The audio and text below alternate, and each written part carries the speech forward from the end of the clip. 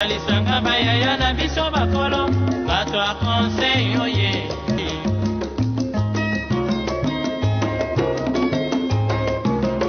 kobongisa mboka eponi motu te moto nyonso na mosala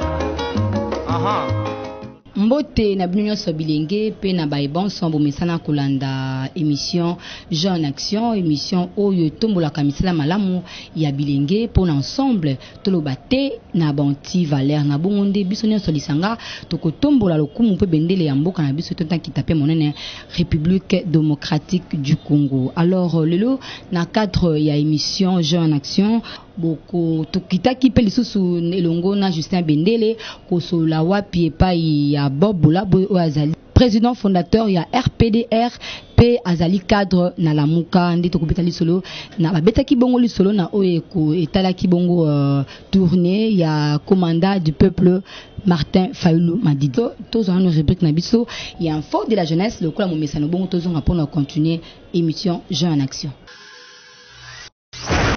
Bienvenue dans la rubrique Info de la jeunesse ya biso ya mokolo na lelo. Tofongola rubrique na biso na sango etezali mouvement citoyen ECHA bar PNC elongo na baaktiviste mususu basalaki sitting mokolo ya lobi mercredi 27 février na ville ya Kinshasa Mobimba pe basalaki communiqué oyo. Nous irons manifester le mécontentement et exiger au nouveau pouvoir de livrer M. Kabila car il ne peut y avoir état de droit sans justice et avec impunité. Ceux qui ont tué doivent répondre de leurs actes pour soulager les victimes et cimenter la cohésion nationale. Communiqué signé Mouvement Citoyen ECHA. Rédaction ya jeune en action bakitaki na terrain pour na kotuna na population pe mingi ba jeune motuna oyo soki babandeli mokili okolinga obotama na pays nini boyo kandenge bayanolaki. Non, c'est pas béton aux États-Unis. Congo, taux de vie à RDC, ESA, il y a 48 ans. Donc, en Congo, à 48 ans, ESA, il y a un effet normal. Mais aux États-Unis, taux de vie à Bango, qui est là, c'est à 100%. Donc, on a 100 ans, oui, c'est normal. Même si on a moins de 100 ans, il faut pas y avoir cause ni à couper. Mais tandis que on a RDC, on a 48 ans, c'est normal. Ok. Pays moroté, on dit vivre dans la condition, ils vivent en autre de départ, pas 200. Et puis on a pas 1800. T'as su pas yo mon. Attends bon, on a pas vieux moi bon. Sans cité donc tant mieux na qui est na botama en États-Unis. Que on a RDC donc n'arrive pas kako fana na RDC. Donc nga sunza mabike baba ndina mukini même pas une seconde on ngana sana Congo. On ngana sana États-Unis. Non, c'est pas na Congo, Congo est bien. L'équipe potoko. Ah ouais, donc Congo l'équipe nango poto de yaliao. Chez ces belé. Ba mindele bazoya wa donc bazo envier ah wa donc ah ouais là bien. Bon. Na préfère mingi do na bota mabape musika États-Unis no. Ah, et là malongeza ponde to kaka selon italeli selon eyokeli nde to kuna. Bon, malgré tout, il faut travailler. Mais, ndé mon abisso a été. Abisso au travail, mobola au bomanjo to meki mobole etika été. Raison na ngwana. Yana ngina bota mananga kuna po apena lisumu liwa lisumu. Potala ka mpiaka lisumu. Raisonner mpiaka lisumu. Oliete banda tongo. Raisonner njala lisumu do na bandengana. États-Unis vraiment énorme. Les États-Unis. Nakolingana botama na pays moko neti bapoto kuna po kuna passe eza nango mais passe eza te neti ya awa ya RDC awa passe liki mingi mpona kozwa mbongo passe tozosala tozolukisa mepamba kaka eloko eza te yango wana baninga kuna na omona neti ata passe ezali me kokani te na ya biso awa malamu na botama nanga kuna.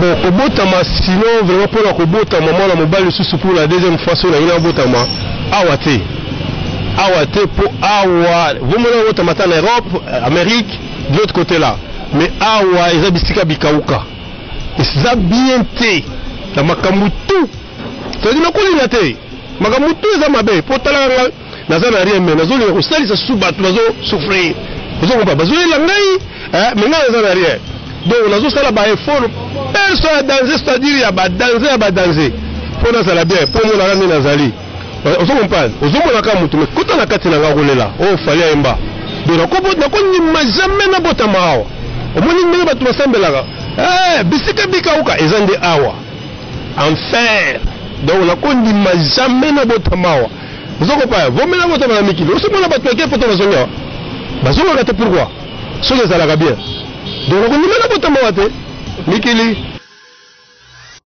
Pour clôturer Info de la jeunesse, il y a l'élo, la pensée du génie. À peine arrivé le lundi et c'est déjà vendredi. Et le mois est déjà fini. Et l'année est presque écoulée. Et déjà 40, 50 ou 60 ans de nos vies sont passés. Et on se rend compte qu'on a perdu nos parents, des amis. Et on se rend compte qu'il est trop tard pour revenir en arrière. Alors, essayons malgré tout de profiter à fond du temps qui nous reste. N'arrêtons pas de chercher à avoir des activités qui nous plaisent. Mettons de la couleur dans nos griffes, sourions aux petites choses de la vie qui mettent de baume de nos cœurs. Et malgré tout, il nous faut continuer à profiter avec sérénité de ce temps qui nous reste. Essayons d'éliminer les après. Je le fais après. Je dirai après. J'y penserai après. On laisse tout pour plus tard comme si après était à nous. Car ce qu'on ne comprend pas, c'est ce qui après le café s'est refroidi. Après les priorités changent. Après le charme est rompu. Après la santé passe. Après les enfants grandissent. Après les promesses sont oubliées. Après les jours deviennent la nuit. Après la vie s'éternise. Et après c'est souvent trop tard. Alors ne laissons rien pour plus tard, car en entendant toujours à plus tard, nous pouvons perdre le meilleur moment, les meilleures expériences, les meilleurs amis et la meilleure famille. Le jour est aujourd'hui, l'instant est maintenant. Nous ne sommes plus à l'âge où nous pouvons nous permettre de reporter à demain ce qui doit être fait tout de suite. Pensée de Dominique Toko.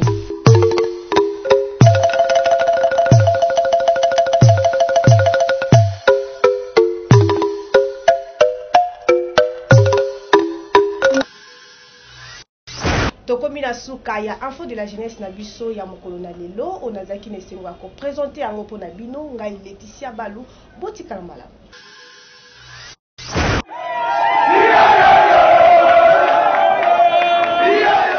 Oui, merci ndeko Laetitia. Naza awasi na ya président Bobola Boy pona kobeta masolo par rapport ya ba tourner oyo mwa mboka Martin Fayulu azosala na ba province abanaki awa na njili toyebi bien ndenge ezalaki toyeba ndenge nini bato baza koyamba mwana mboka Martin Fayulu message ni mwana mboka Martin Fayulu azomemela bandeko oyo baza na province et puis eza mpona quelle finalité tozala mwana mboka Bobola Boy na nde tokobeta masolo elongo na mbote mwana mboka oui mbote oui ozali cadre na Lamuka ozali président du parti politique RPDR Rassemblement des peuples pour la démocratie et le renouveau. Yebisa biso tozomona lelo mwana mboka Martin Fayulu ba tourner kili akenaki na bandundu akeyaki ya tambo ba province ebele na ba kenyos bazo yamba wana eza pona ni ba tourner wana oezeli motu yo mwana kitoko oyebi ke na mboka oyo tobundaki po tokende ba élection bato bakufi basango babetami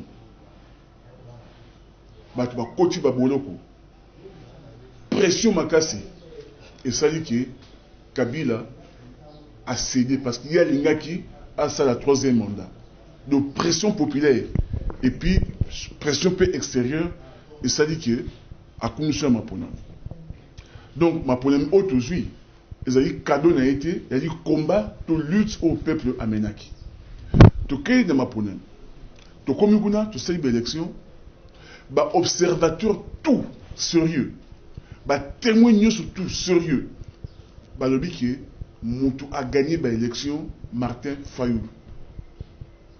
Il peut y bien, tout va y bien. Martin Fayoulou a gagné l'élection. Attaque au cours constitutionnel à tracher qui Alors, surprise générale, Séni, comme en 2006, lorsque Jean-Pierre Bemba a gagné l'élection, Kabila Trichaki, Kabila Passaki.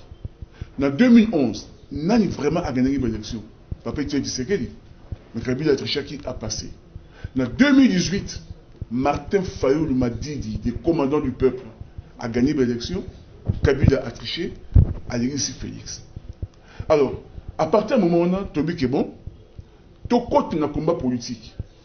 Parce que non, tant que papa Tshisekedi a gagné qui, il fallait qu'il y ait une cour constitutionnelle. Aboyo qu'il y ait une cour constitutionnelle. Bilbo qu'il y ait une cour. Donc il y ait une cour. Pour Oyo, Yemongo Kabila demande à juge. Tu es très bien qu'il y ait un bon. Mais il fallait tout démontrer à la population que Séni, Oyananga, Yemongo Kabila contrôlera, a contrôlera peu cour constitutionnelle. Donc il y a une cour pour confirmer la nomination pour Kabila Salaki. À partir du moment où on a toujours un combat politique de Haut Martin Azarosala, il y a un combat politique. C'est une opposition. Non, combat politique Oyo, il y a deux objectifs. Il y a l'objectif pédagogique. Comment sa population congolaise que tu ne peux jamais bâtir un État, une nation sur base de mensonges, sur base de fraude et de corruption. Il faut que le peuple comprendre. D'où va tourner au Martin Azarosala pour expliquer notion vérité des urnes. Notion vérité des urnes, c'est une portée politique. Politiquement parlant, qu'est-ce qui se passe aujourd'hui?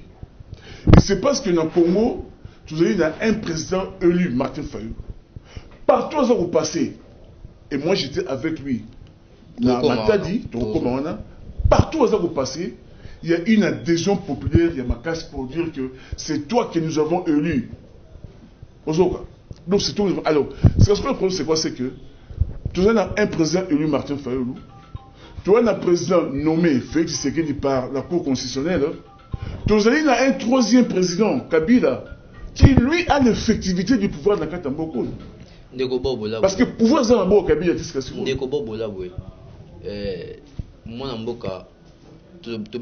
Sénateur Joseph Kabila, Kobenga est sous le troisième président, le troisième pouvoir. Ils ont comme ça battu pour te dire qu'il sénateur à vie. Il y a moins Ali sénateur à vie, comme tu dis, mais c'est lui qui garde l'effectivité à pouvoir dans Mboka Oyo. Armée, service de sécurité, les hommes à Mboka Naï. Alors, Nandegeni, tant que vous expliquez, il ne faut pas comprendre. Quand vous voulez voir les choses sur le plan juridique, vous avez faussé le raisonnement. Kabila, tout le monde le sait, Azaki n'a dauphin. Alinaki Abimisa Shadar. Mais quand il a compris que Martin Assaï le score beaucoup miné, ce qu'on a mis Shadar monte au pays. Donc Assaï jeu, Abimisi Félix. Mais c'est lui qui est caché derrière Félix. Donc c'est lui qui a l'effectivité du pouvoir. Attendez, lorsque vous avez une majorité dans le Parlement, le Parlement c'est le Sénat et l'Assemblée nationale. Vous avez une majorité dans l'Assemblée nationale. Vous avez une majorité dans le Sénat. Vous avez le Premier ministre. Vous avez le gouverneur, tout va rejoindre. Mais le pouvoir, vous allez payer.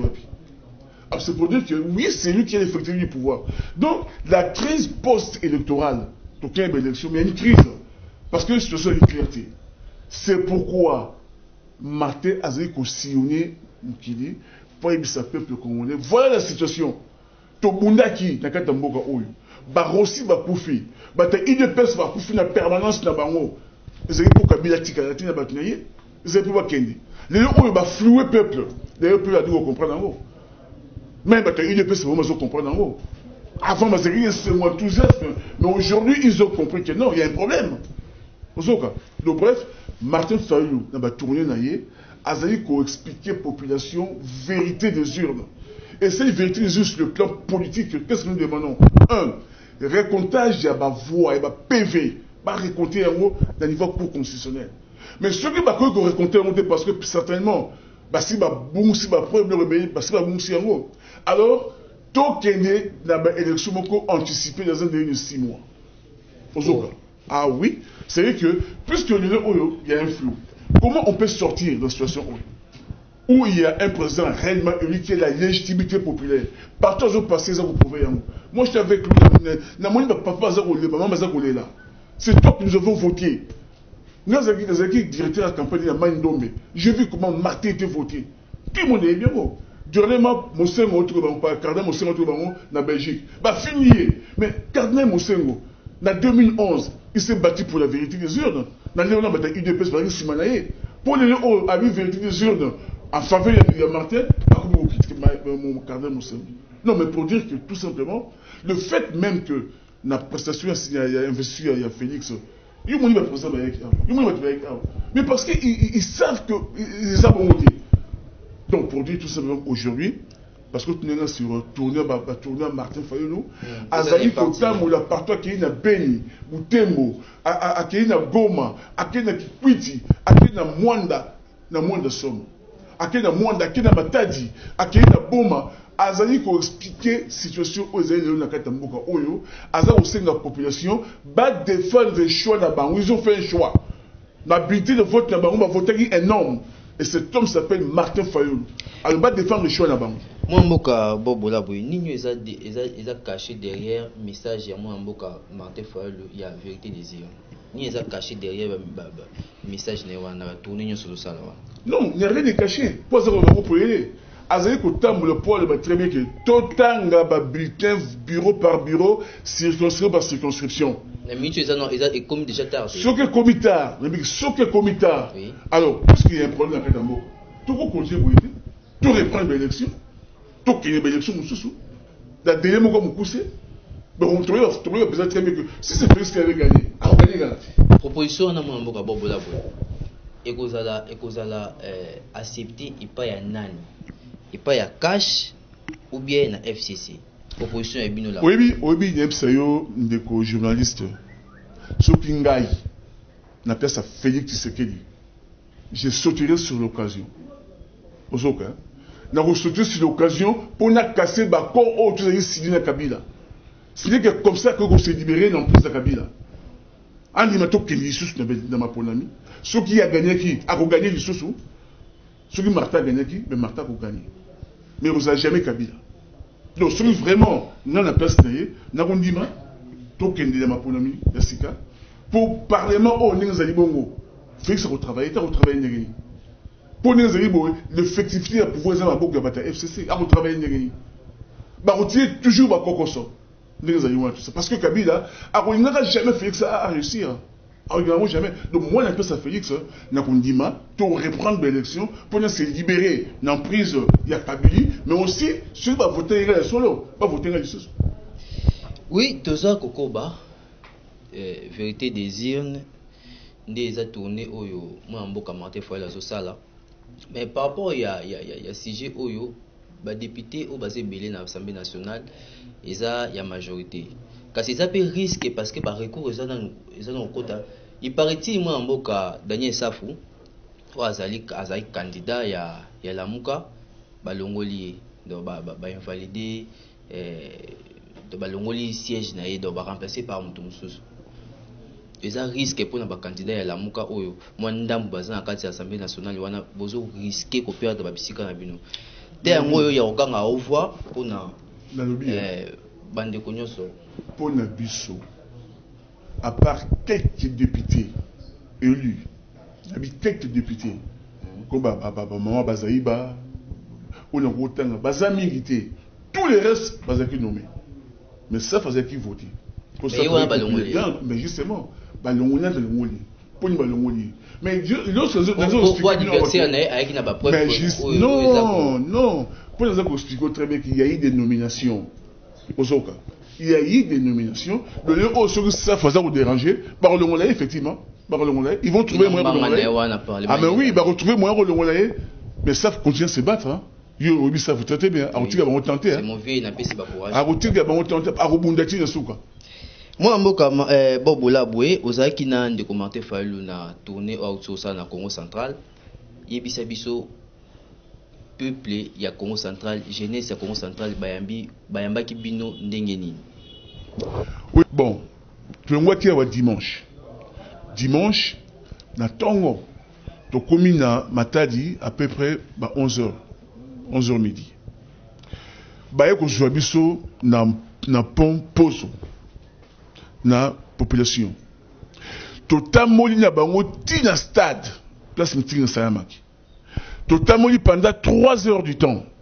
Na population. Président Martin Fayulu na makolo na population. Fallait mon foule. Fallait mon embouteillage. Fallait mon enthousiasme mais terrible. Totamoli ti moi makasi na Matadi mabanga, soki moi ezu mabanga ezu moi. Eza ko pesa mais batwani ko kimate. Martin Fayulu aza combattre bien, azutambola. Na tu une prison lembe habité, j'ai pas encore marché pendant 5 heures. Tout tamboli ti to comme na stade. Stade pas tu bâton dit déjà. Na auto combat qu'on a plein. À ça meeting na yé, ti meeting ici. Na expliquer le message à Pesaki. Na pourquoi to zongi to ke kolala. Na tongo sikoyo futo kende Mwanda. Parce que on avait prévu un grand meeting na Mwanda. Mais pour nous kende Mwanda, faut les par Boma. Tout le qui na Boma, mais to komi na Boma na ebisio. On est pas l'élection au moins 2 à 3 heures du temps. Tellement population, balingi to kenete, toujours marché à pas des tortilles. Non, bah image. Toujours talabat. Mais moi j'ai vu des gens pleurer. Na moni ba maman ba papa za kolé là. Babi c'est toi qui nous avons voté, pas quelqu'un d'autre. Tu as voté sur un côté. Pourquoi tu as voté en 2006 Jean-Pierre Bemba? Il y a les catés. Tu as voté Tindi Sekeli, il y a les catés. Tu as voté Mbalo ou les quittés. Bon, tu as voté sur quoi? Pourquoi? Alors, tu y es, tu les canis sikoyo na Boma. Tu es na Boma, tu es ti na Mwanda. Tu comme na Mwanda, à peu près, il était 15 heures. Na ebisi yo Mwanda. Weza mba ebisi na tima kona Mwanda. Na kenda Mwanda te. Mais na ebisi yo population Mwanda. Na tu présent Martin bien. Oyo moni oyo. Ya onto mona na kikwiti. Ya onto mona ki na Beni. Ya onto mona ki na Butembo. Ndenge moko na Goma. Population ba ko zo ebisi na ebisi yo. Là encore, to tamoli pendant au moins 1 heure du temps na population. Tout là-bas. Si tu as commis un stade, président a signé meeting, tu vas y CPI, vraiment c'est que c'est un. Tant meeting ici, tu quittes tout là. Si on a un retour, tu as un supoyo, qui ça, tu es par Boma, tu es à Matadi, et puis après tu es à Kisasa. Mais tout le monde dit que président Zeki a un rendez-vous très important mercredi. Si tu as mis tout le thème sur la Boma, vous avez dégâts. On était obligé, tout le candidat qui bombe na pour population mon abi sauté. Tu de comment qui na matadi tu qui ça. Mais quel est le message au président APC? Ça c'est le plus important. Président APC 2 ou 3 messages. Il y a Liboso sur la vérité des urnes à expliquer à la population que s'indigner c'est bien. Ah bah il va voir un biseau. Ah bah ça y est boy. Ah bah mais maintenant il faut défendre vos contre-vol. Il faut manifester votre mécontentement. Nandenge belé. Peuple a recruté un balabala. Sur le peuple a besoin de conscientiser. Là on est en train de conscientiser le peuple. Mais une personne conscientisée change automatiquement le comportement. Et le comportement nous là et qu'on s'est manifesté sur le terrain. Très bientôt nous serons dans les manifestations. Parce qu'on a amené le combat dans le terrain politique. Tu as une résistance citoyenne. La résistance citoyenne. Tu as une population à côté de la résistance. À résister contre la tricherie, la fraude, la corruption. À résister contre ce pouvoir. Donc, premier message, après ça qui vérité des urnes. Mais le quatrième message d'ailleurs, habite très important. Ah oui, le peuple congolais n'est pas tribaliste, on ne doit pas être tribaliste.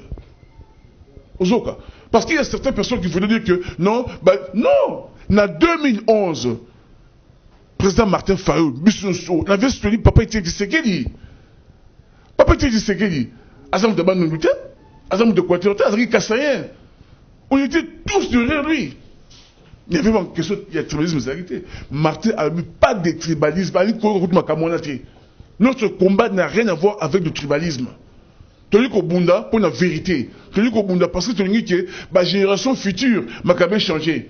Tandis qu'en 2023, Makabé s'est répété s'il y avait élection.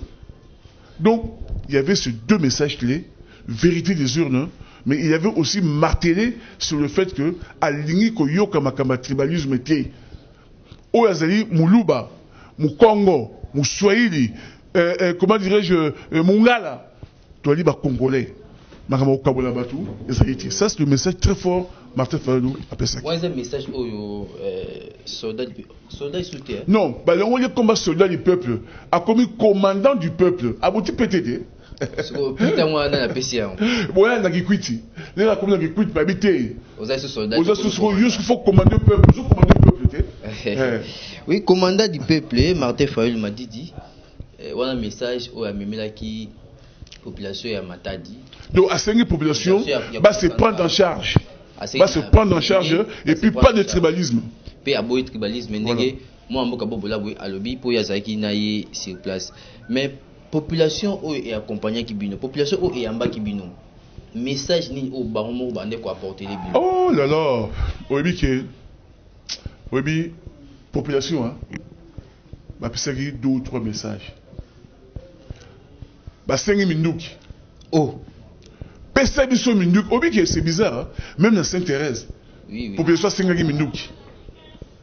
Na Mwanda, na Boma, na Matadi. Population que pesa biso minduki pour te défendre choix na biso. Pour te continuer à être.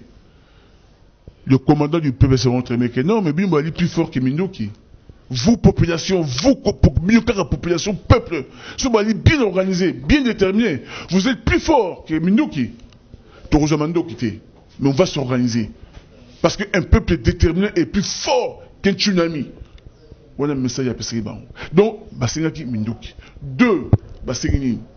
Bah, très bien que Félix, zoom sa pouvoir, il y a Martin. Il va en dire pouvoir, il y a pouvoir, zoom sa pouvoir, Mouninga.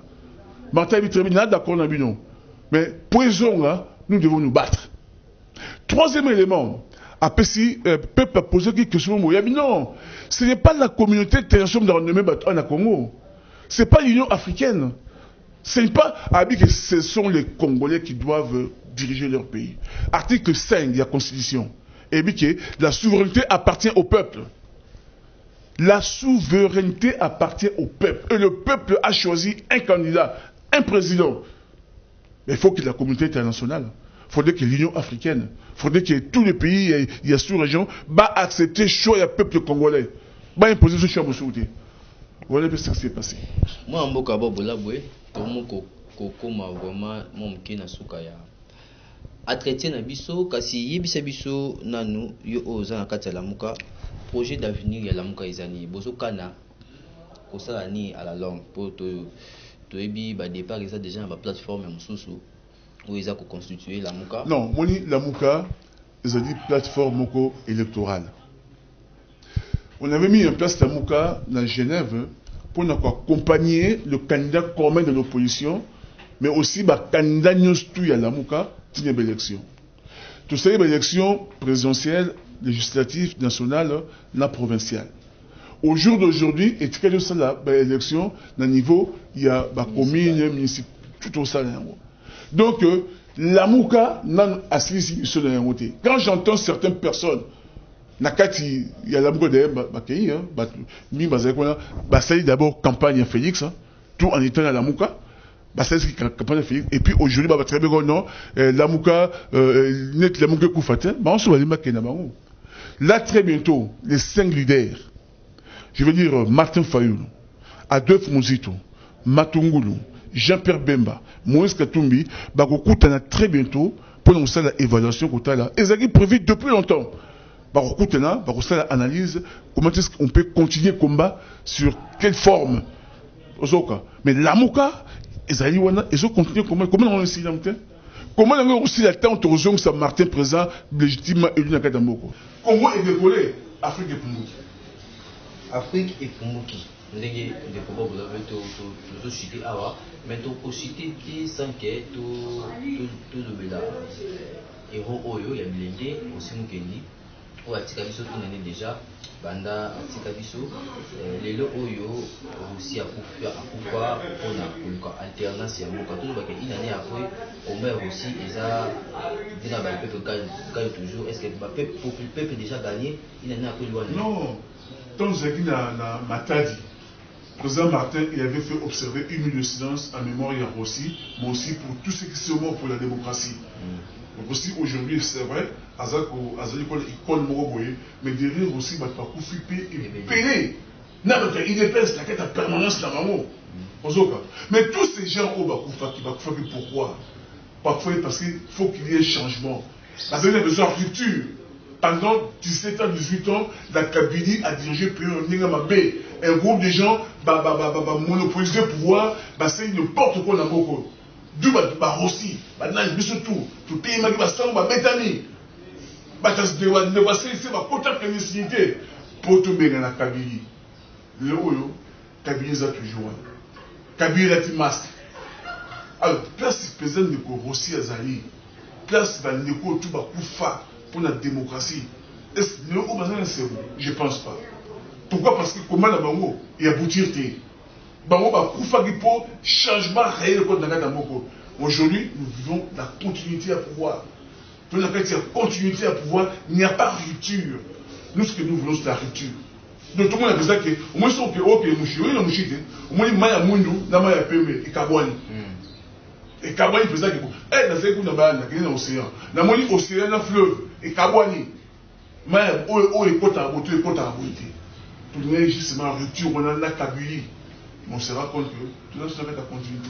Alors, quand il a dit que le peuple gagne toujours, ça veut dire que le peuple n'a pas encore gagné. Donc, ce combat continue toujours. Le combat est aussi. Ah, ils ont d'actualité, ils ont continué. D'après le combat pour l'avouer, cadre, il y a l'Amouka. Ma soeur est belée au la méthode des saïs de défaut. Moi, message pour Nabilengue au Bazolanda. Bon, message, oui, moi j'ai toujours dit que, jamais merci, on a une jeunesse dans Katamboka Oyo, une jeunesse qui lobby, on va recevoir relève. Mais j'ai toujours martelé sur le fait que jeunesse au Azali, espoir à lobby, c'est une jeunesse qui est formée, qui est encadrée. Aujourd'hui, 18 ans après la Kabylie au pouvoir, jeunesse Azali abandonnée à elle-même. Jeunesse Azali, Azali encadrée, Azali délaissée. D'où je dis la jeunesse, prenez-vous en charge. Parce que les gens, ah, pour vous aider. Des stages. Ah, tu sais la maïté. Ah, Kabyle a tout à tricher. Ah, c'est bien, c'est bien. Ah, bah, pour le maliki. On a dit que c'est bien, bah, tu vas s'indigner. Bah, bien, on a indignation. Mais ce qui est mieux, c'est de s'engager pour ma Cameroun ici, là. Donc, moi, j'appelle la jeunesse congolaise à s'engager politiquement. À s'engager, comment dirais-je, dans l'association, dans la société civile, dans la partie, pour faire en sorte que lobby est la mieux que les lots. Donc la jeunesse ne doit pas rester jeunesse, donc bien qu'il va être abandonnée à elle-même, mais il doit s'organiser. Pas s'organiser pour ne pas mener le combat. Lamouka, Ezali, Baya Lamouka, RPDR, parti de l'USO, Ezali, Baya, tous les imaginer, Baya, contre la partie, de manière à ce qu'il va booster le combat. Pour supposer la jeunesse de la partie, mais comment on va casser? Donc on lance un appel à la jeunesse, bah se responsabiliser, bah adhérer dans la partie politique aux pour les changements, bah il y a la partie de sur RPDR, on va travailler ensemble. Vous avez mis la RPDR partie dirigée par moi en Boka. Bon, ils en ont l'autre sur la ligne, on a sauvé. Beaucoup adhérer, pour adhérer dans la vision, pour avoir une vision. RPDR est une vision, il y a panafricanisme. Et puis, Bango, dans l'idéologie, il y a Patrice Emery Lumumba, héros national. Tout ce qui a, il faut tout encadrer. Je profite pour dire que, je lance un appel dans la Mouchi, dans la population Mouchi. Nous sommes contre ce qui est tribalisme. Tu vas dire contre ce qui est clanisme. Nous avons besoin de Mouchi va vivre dans la paix. Où est-ce qu'il y a Yumi? Donc je lance un appel à Bandeko, tout le monde Mouchi. tout vivre d'une manière pacifique. On est là pour rassembler les populations bazar mouchi, tout vivre dans cette harmonie. Parce que si tu as gagné, moi tu as gagné le combat de développement Esaïté. Donc on a Esaïté ko ngazali moboma, ou ngazali monounou, nali musagata, nali moupe. To boy makamona, chacun a regardé tribunal to boité, mais la diversité, donc l'unité dans la diversité. Et là tu sais dans la mouchi, to boy mama yumbi, nakata mouchi. Oh toi ninga pote yumbi la mouchi, tu sautes les méli.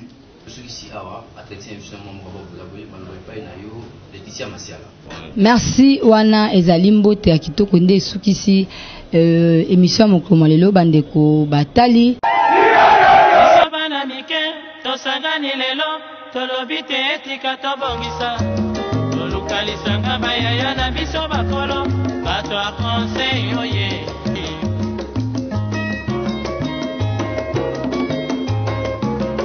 kobongisa mboka eponi motu te moto nyonso na mosala aha